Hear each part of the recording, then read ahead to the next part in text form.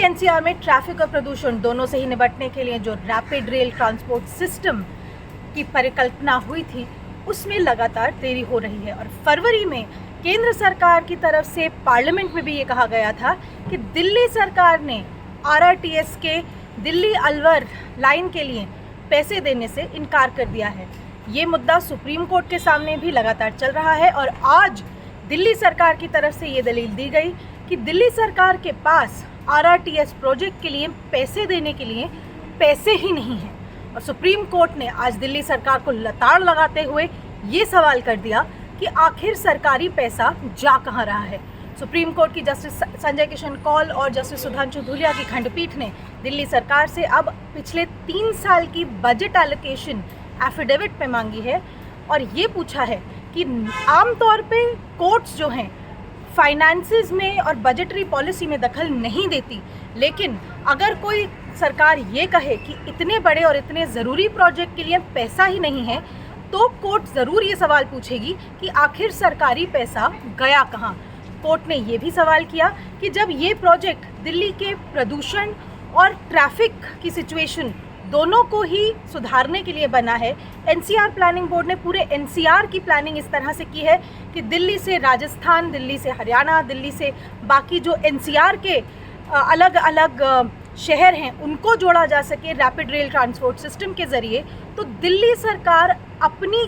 तरफ की फंडिंग देने से क्यों कतरा रही है। कोर्ट ने ताना मारते हुए दिल्ली सरकार से ये भी पूछ लिया कि अगर आपके पास एडवर्टाइजमेंट देने का पैसा है, इश्तिहार देने का पैसा है, तो इतने बड़े प्रोजेक्ट के लिए फंडिंग क्यों नहीं है, आप हमें बताइए। पिछले 3 साल के बजट एलोकेशन एफिडेविट पे दीजिए। और याद रखिएगा दिल्ली सरकार की एडवर्टाइजमेंट्स को लेकर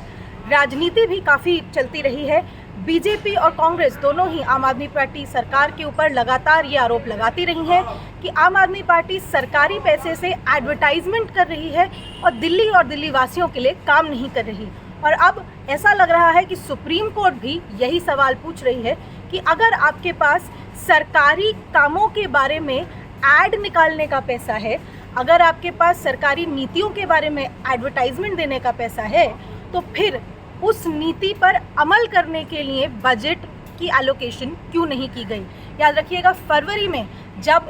केंद्र सरकार से यही सवाल पार्लियामेंट में पूछा गया था तो तब urban development minister Hardeep Singh Puri ने लिखित जवाब में पार्लियामेंट को ये कहा था कि आरआरटीएस प्रोजेक्ट को अभी तक सारे अप्रूवल इसलिए नहीं मिले हैं क्योंकि दिल्ली सरकार ने अपनी तरफ से फंडिंग जो उनके हिस्से की फंडिंग है वो देने से मना कर दिया है। और इस वजह से दिल्ली अलवर का जो प्रोजेक्ट है जिसमें दिल्ली से मेरठ, अलवर और कई और जो शहर हैं वो जुड़ेंगे,